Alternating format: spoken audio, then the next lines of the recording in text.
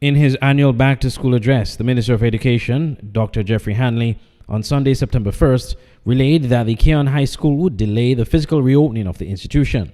The hybrid model of teaching and learning will continue as they await further mold testing results. He said, quote, "The ministry is still not satisfied with the previous mold testing results and deployed a new strategy to kill the mold, UV light. This method leverages the power of ultraviolet light and offers a non-toxic way to eliminate mold spores without leaving behind any chemical residues, after which testing was redone and we are now awaiting the results. The safety of our staff and students is of the highest priority. Therefore, Keon High School will employ a hybrid model for the new term. This means that some students will receive instructions face-to-face while others will attend classes remotely," end quote. Though the physical campus remains closed, the Keon High School still hosted its annual General Assembly at the Bethesda Moravian Church in Keon on Monday. At the end of the assembly, students enrolled in 2nd to 4th form returned home. Students of Form 1 made their way to the Keon Primary School for orientation.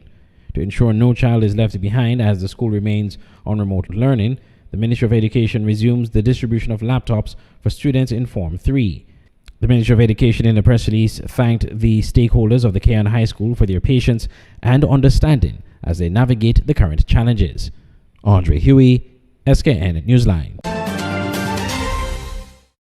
The Memorandum of Agreement spearheaded by Dr. Terence Drew, signed by OECS member states that operate citizenship and investment programs, is a step in the right direction in creating an open, fair, and more secure program, according to Kenneth Ryjock, author of the Kenneth Ryjock Financial Crime blog. At the time of his comments, he was being interviewed by journalist Lisa Joseph on DBS television regarding CBI programs and commenting also on implications of the MSR RICO lawsuit filed in U.S. federal court against individuals on St. Kitts and on St. Lucia. Ryjock, a former money launderer with a financial background, is now a financial compliance consultant and a trainer, lecturer to law and intelligence agencies, including the United States Federal Bureau of Investigations. He has testified also before U.S. Congress committees on several occasions. According to Ryjock, the MOA could help eliminate the underselling of citizenships and the harmful results associated with the illegal act. It definitely helps because, frankly, there was so much cheating going on for so many years that uniformity, complying with your own laws, should be a given. There shouldn't have to be an exception. And remember that all these countries had specific minimum prices in their statutes. So there would be no reason to have a vendor in Dubai or a vendor in somewhere, Singapore, trying to sell it at half price or less than half price and cheating the rest of the legitimate vendor community. I think that the sale at anything less than the legitimate price creates a race to the bottom, which didn't do anything but hurt the program and result in, frankly, less income for the countries that desperately need it. Let's remember, who are the beneficiaries here? The beneficiaries are the populations of countries who need to have their budgets fortified by the CIP money. And when people are playing fast and loose with the prices and people are cheating, that's just going to discourage people from going to a particular region and getting those passports. Ryjock also believes drastic measures need to be taken to clean up CBI programs in the Eastern Caribbean to make the system fair for applicants, developers, and the CBI countries. Glenn Bart reporting for SK Newsline.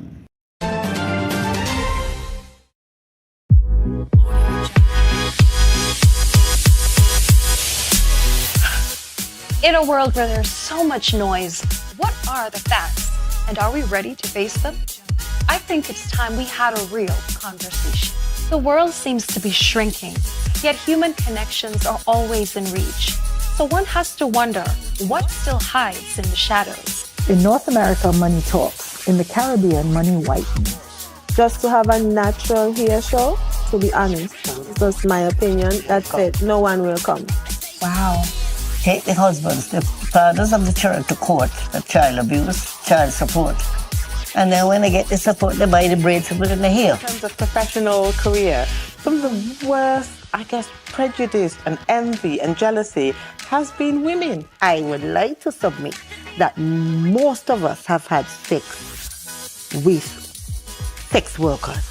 Let's shed some light and talk with those brave enough to peel back the taboos of society. We now have women that perpetuate over-independence. When you have a certain light, they can see it, and they will come after you like a vampire. If you're following this girl on there who's going to tell you you need to be snatched, you need to be BBL, delete her. Stop following her. She is basic. Twerking. They copied us. That is a lazy, half-done workup. How you get bite though? I need you to explain that. Lad, this is children friendly? Nothing is out of bounds. Help me, brother. Because you got man who done been to jail, you got man who are gangster, you got man who got nothing at all going for them, but they still could get joined up. Who fault that be? We're talking drugs, sex, violence, religion, relationships, all the stuff we want to know, but are too afraid to talk about. And we're going to meet some interesting people along the way. Tony Frederick Armstrong, Julie Charles and Maurice E.K. Flanders, Keisha Isaac Adams, Grammy-nominated singer V. Bozeman. Join us as we explore the real stories, real people, real emotion. I'm Jermal Huggins. Let's cast some light. It's about time we had the real conversation.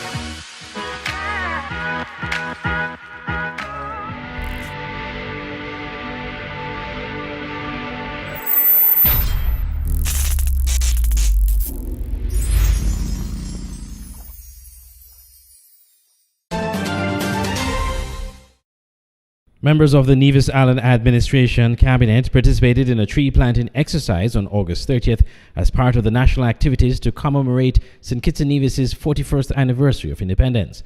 Led by Acting Premier Eric Evelyn and Her Honor Halita Liburd, OBE, MH, Deputy Governor General of Nevis, the Cabinet undertook the initiative ahead of Independence Day on September 19th. Each official planted a different type of fruit tree at the Malcolm Gishard Recreational Park. We would have planted a number of fruit trees, a range of fruit trees. And we were happy that we were able to plant fruit trees because we in the Nevis Island Administration, and particularly from the Ministry and the Department of Agriculture, we have been pushing food security. We want more persons to get involved in food security, and we want to plant more of what we eat and eat more of what we grow. And so as members of Cabinet of the Nevis Island Administration, we are actually leading from the front and showing persons how important it is to get involved in planting fruit trees. As a matter of fact, a couple of years ago, Cabinet, as well as the Deputy Governor General, were here and we planted some coconut trees to our right. And thankfully, those trees are already in bearing and they're already in fruit.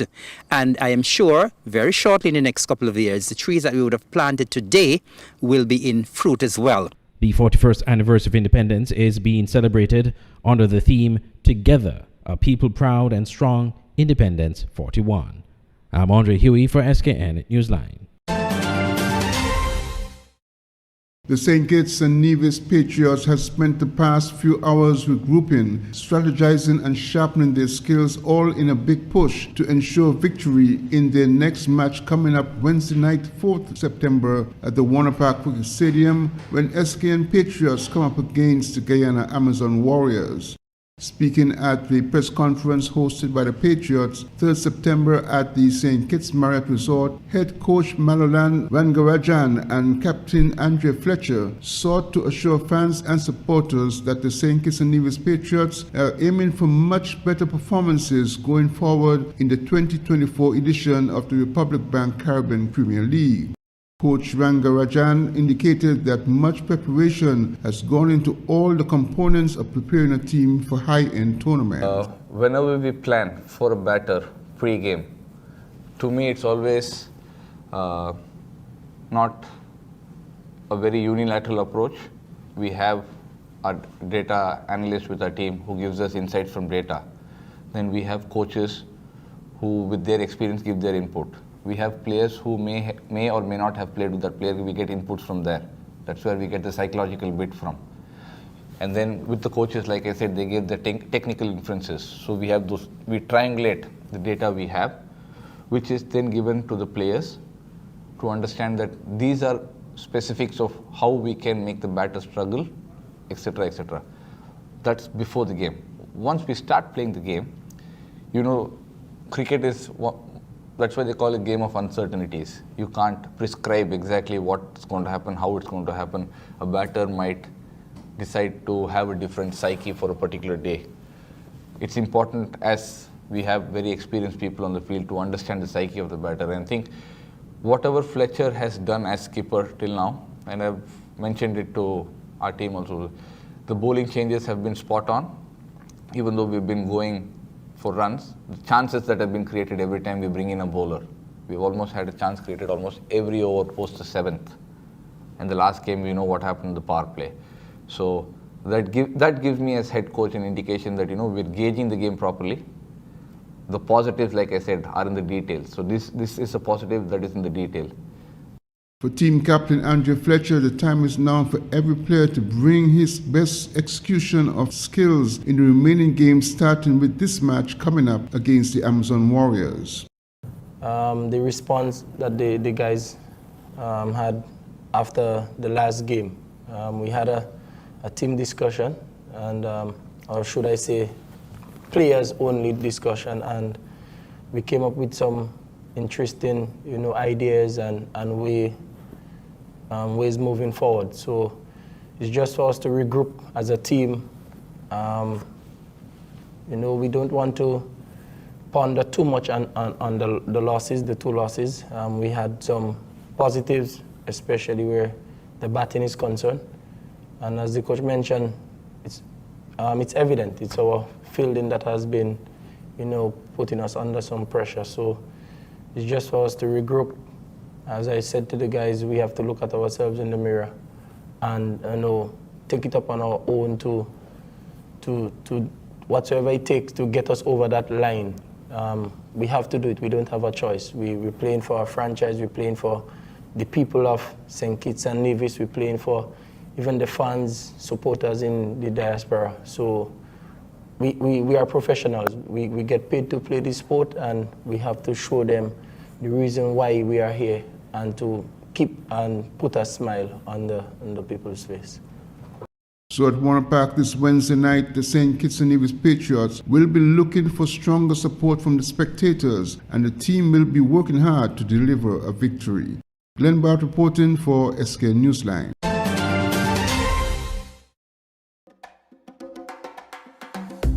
I love the Cable because they're real. What you see is what you get. No hidden agenda, no tricks, just real, honest communication.